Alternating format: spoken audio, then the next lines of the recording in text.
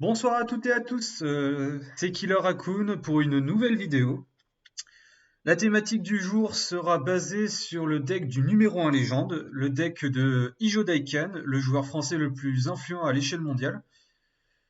Euh, il faut savoir, le deck avec lequel il a fait numéro 1 légende est un démoniste Reno. Nous commençons à avoir beaucoup plus de démonistes Reno qui font surface, car c'est un deck qui peut contrer beaucoup de decks, mais il y a plusieurs versions différentes. Alors, avant que je vous explique quand même le deck de Hijodakan, il faut savoir que le Démonis Reno est un deck qui, historiquement parlant, existe depuis très très longtemps. Ce deck a été conçu à la sortie de la Ligue des Explorateurs, où les quatre héros, les quatre antagonistes de l'histoire étaient Sir Finlay, Reno Jackson, Elise et Bran. Et il faut savoir que le créateur officiel du Démonis Reno est le joueur allemand Super Gigi. Il faut savoir aussi que Super Gigi, qui a créé le Démonis Reno, a aussi créé par la suite le Mage Reno et le Prêtre Reno. Et il faut savoir aussi qu'à l'époque, le Reno Jackson était une carte qui faisait rêver du monde, mais nous avons du mal à avoir un deck avec des cartes en une exemplaire. Et Super Gigi s'est ramené au tournoi avec trois classes, les trois que je vous ai cités, et ils en ont fait des decks Reno. Et il a fini premier du tournoi, qui était quand même un très gros tournoi, je vais pas vous mentir. Et voilà pour l'histoire. J'espère que du moins l'histoire vous plaira. Je pense quand même continuer sur cette lignée pour vous proposer d'autres histoires de deck. Je pense que ça peut faire plaisir à beaucoup de monde. Alors, nous allons revenir sur le deck d'Ijo Daikan. Alors, contrairement aux autres Reno démonistes qu'on a l'habitude de voir sur le ladder, cette version-là est plus tournée comme un anti-aggro. Pourquoi je vous dis comme un anti-aggro? Car il y a certaines cartes qui ont été cutées pour ajouter des cartes comme l'éclat glaciaire, le balai, l'élémentaire de cire qui joue dedans et qui est une très bonne carte justement. Grand glaire instable qui peut être joué éventuellement. Guide. Et une dernière carte qui est. Enfin, deux dernières cartes, hein, la tempête squelettique et le retour de flamme.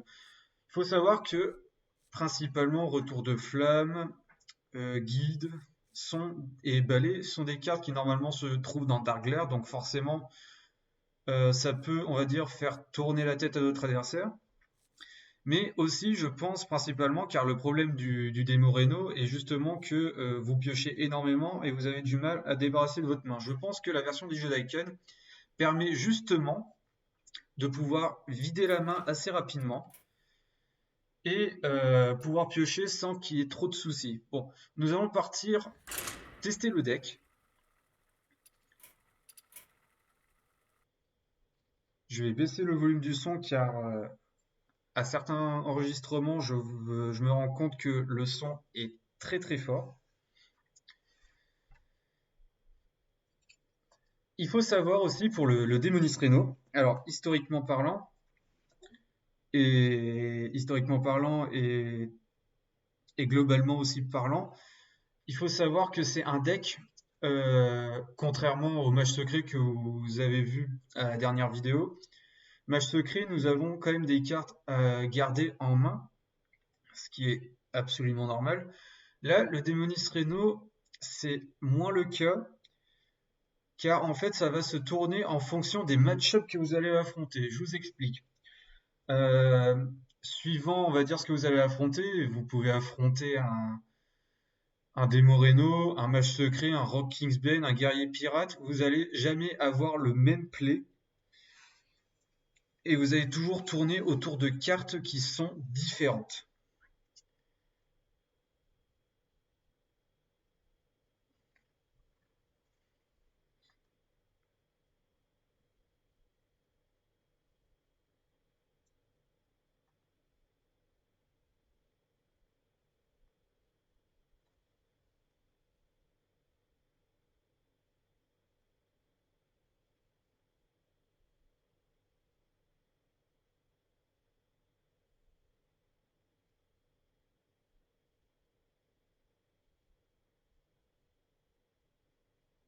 Alors, nous affrontons un voleur. Alors, il faut savoir, voleur est principalement un voleur Kingsbane. Mais il y a aussi deux autres decks voleurs, le Odd Rogue, qui est très très fort aussi, et un autre voleur qui est arrivé petit à petit, le voleur d'un japonais avec lequel il a fait top 6 légende, c'est un voleur meule, alors avec les murlocs qui vont vous faire piocher. Je pense, vu notre main, nous allons quand même garder Reno Jackson, hein, le Rock Kingsbane reste quand même un deck agressif, et nous avons pour but quand même de vouloir le ralentir. Et je pense que les cartes que nous allons garder en main sont justement Reno et Rat Déloyal. Nous allons rejeter Seigneur du Vide et nous allons voir justement ce que va nous proposer le deck. Ticatus, ok. Alors, là, pour les personnes qui ne savent pas jouer Reno, il faut savoir ce genre de main peut paraître normal. Et ce que nous allons faire, ce que nous allons très souvent faire, ça va être piocher. Nous allons énormément piocher pour avoir une main qui peut paraître correcte après. Hospice funeste. Alors, Hospice funeste. Faut savoir, Hospice funeste est joué souvent dans les rogues meules, certaines versions. Mais il faut savoir, il nous pose Hospice funeste, donc il est censé nous bloquer. Mais nous allons faire Rat Déloyal pour lui faire tomber un monstre, et comme ça, début de son tour, il va mourir. C'est très bien pour nous, ça. Alors, il joue la Grande Impératrice Shexara. C'est un rogue meule. C'est un rogue meule. C'était prévisible. Fait pas de l'ombre. Alors là, nous avons l'information que c'est un rogue meule. Donc, nous allons moins piocher, ce qui est logique. Et nous allons surtout vider notre main très vite. Alors, il faut savoir, contre rogue meule, il faut très souvent avoir environ 7 cartes en main pour éviter qu'il nous embête trop. Nous allons faire Plaie des Flammes dans le vide pour éviter justement que nos serviteurs meurent. Et après, nous allons faire Maîtresse des Mélanges avec Vendeuse d'Armure. Comme ça, nous nous vidons bien la main. Et s'il nous fait 2 fois l'Oracle Froid de Lumière, ça nous permettra justement d'avoir une carte qui brûle au lieu de plusieurs. Alors, l'Oracle.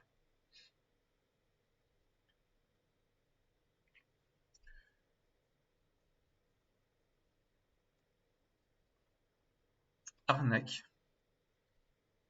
Il faut savoir, certes, il pioche des cartes, mais ça va lui permettre aussi de récupérer des cartes moins embêtantes pour lui. Pièce, Hospice funeste.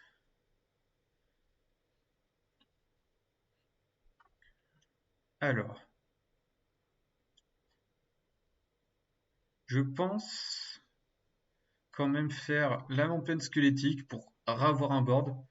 Nous allons attaquer face. Nous pouvons malheureusement pas gérer si... Oh, non, c'est mentir justement. Nous pouvons gérer l'Hospice funeste, mais nous n'avons pas très envie de faire Zephyr justement pour gérer. Je pense que nous avons meilleur à gérer. Et nous allons faire sûrement Lame en pleine squelettique. Et nous allons pas faire le Cobalt justement parce que nous allons rattraper en fait l'écart de pioche qu'il y a entre nous. Et je veux vraiment que mon adversaire ait moins de cartes que moi. Alors certes, il va jouer des cartes comme recrutement. Il va poser 3 cartes. 3 cartes depuis son terrain. Il va en peut mettre 3 copies. L'Oracle Froid de Lumière. Là, on sait qu'il en a 2 en main. Car il me semble que la dernière a été justement remontée avec pas de l'ombre. Nous avons Recruteur du Labo. Nous brûlons Guide. Alors c'est pas très dérangeant. Notre but quand même, ça va être de faire Ticatus. Hein. Le but de Ticatus sera vraiment de brûler sa main. Enfin pas sa main, son deck. Je pense quand même que nous allons faire Zephrys pour essayer de vider un peu notre main. Et nous allons sûrement... Alors, il y a deux possibilités. Soit nous faisons le Murloc, le crabe, pour manger son Murloc. Soit nous faisons enchaînement. Alors, il faut savoir que si nous faisons crabe affamé, la problématique sera que bah, il peut nous faire disparition ou préparation disparition et il pourra récupérer ses deux serviteurs. Sachant que le recruteur du labo, nous n'avons pas très envie qu'il le réutilise avec un Murloc qui est en main. Donc je pense que nous allons prendre enchaînement, l'utiliser et nous allons face.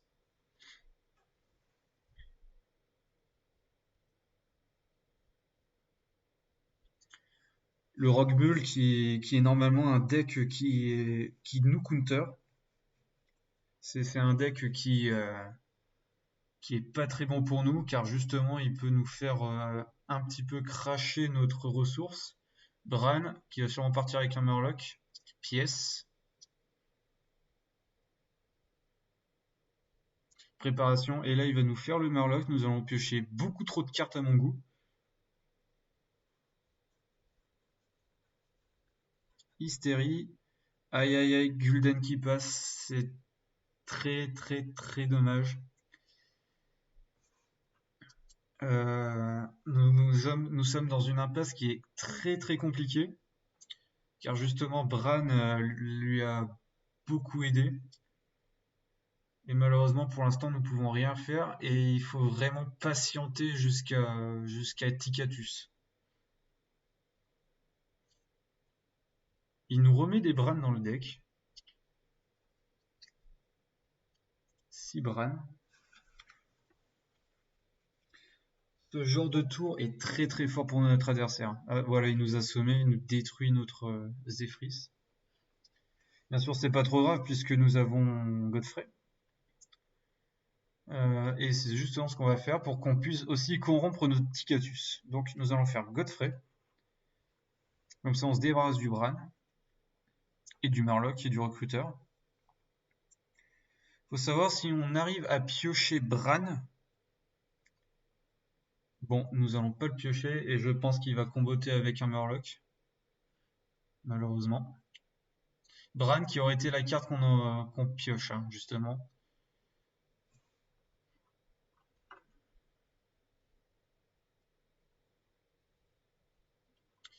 Nous perdons énormément de cartes, mais nous allons sûrement faire Ticatus ce tour. Posons ça et ça, histoire de brûler 5 cartes. Alors, Valira, c'est très très bien pour nous. Bran aussi, c'est très bien. Robot de son antique aussi. Cap d'ombre, c'est bien aussi. Et Disparition, c'est très très bien. Alors, il me semble que dans notre deck, il nous a pas brûlé Zola la Gorgone. Et si nous réussissons à l'avoir, ça peut être game perdu pour notre adversaire. Car justement, avec Ticatus, nous allons brûler beaucoup de ses ressources et ça va être très très bien. Nous avons justement Zola, c'est très très bien.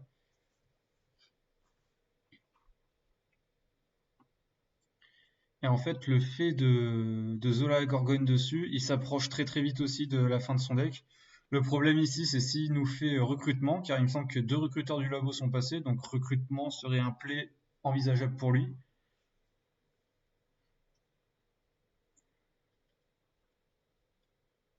Cap d'ombre, ok.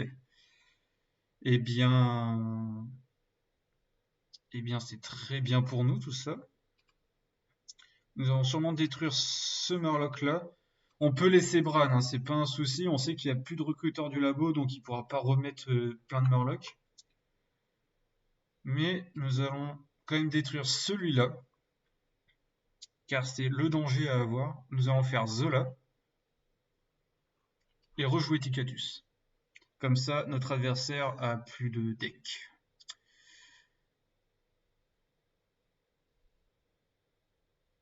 C'est très bien pour nous tout ça. Il a perdu énormément de cartes avec notre cher Ticatus.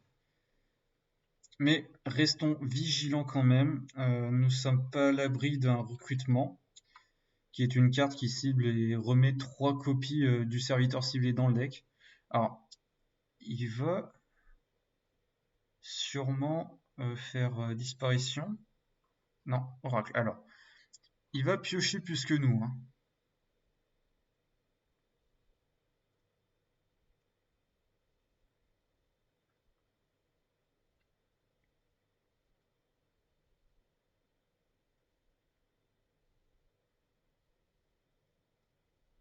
Seul moyen pour lui de gérer, ça sera de faire peut-être préparation ou disparition, tout simplement. Et là, il peut rien nous faire. S'il nous fait un Murloc, il est mort. Nous allons... Alors, on peut avoir l'étal. On peut clairement avoir l'étal si nous arrivons à choper avec Kazakus la potion qui fait des dégâts. Alors, notre adversaire s'est déjà pris 5 points de dégâts. Donc, prochain tour, il prendra 6. Donc, il faut la potion qui fasse 5. Nous avons pris 3 points de dégâts. Donc, s'il nous fait Bran avec Murloc, nous allons prendre 4, 5, 6 et 7. Alors 13 plus 7, ça fait 20. Normalement, nous ne sommes pas censés mourir. Nous allons faire Kazakus. Nous n'avons pas les dégâts. Nous allons prendre la néantine et les points de dégâts. C'est très bien pour nous. Hop, nous faisons les points de dégâts. Nous passons la main et nous avons gagné.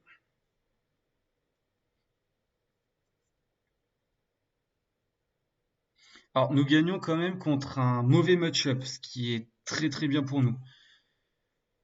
Il faut savoir que ce deck est un deck qui est très très dur à jouer. Il est très très dur à jouer car comme que vous avez pu voir, les gameplays seront différents suivant les match-ups. Là, nous avons affronté un meule, le gameplay serait différent si nous avons affronté un Rock Kingsbane ou un Rogue Aggro, ou différent aussi comme entre un mage secret, un guerrier pirate, un guerrier impair. Bref, il faut énormément réfléchir avec ce deck. Il faut énormément réfléchir car les plays seront différents. Et puis certaines cartes sont jouables contre certains match-ups et d'autres injouables contre certains match-ups. Mais si vous aimez ce deck, déjà je peux vous inviter à le crafter, à le jouer. Surtout que c'est le deck du numéro 1 légende. Mais, ça reste un deck quand même relativement compliqué car il faut énormément réfléchir. Si vous voulez un deck, on va dire, plus facile à jouer, déjà je vous invite à l'écrire en commentaire. Sinon, dans tous les cas, je lis les commentaires, il n'y a aucun souci. Et je vous invite à tous à lâcher un pouce bleu et lâcher un abonnement. Ça me ferait extrêmement plaisir et ça me motiverait. Sur ce, j'espère que la vidéo vous aura plu. Et en attendant la prochaine, je vous souhaite à tous un très bon jeu. Et puis, je vous dis à toutes pour une prochaine vidéo.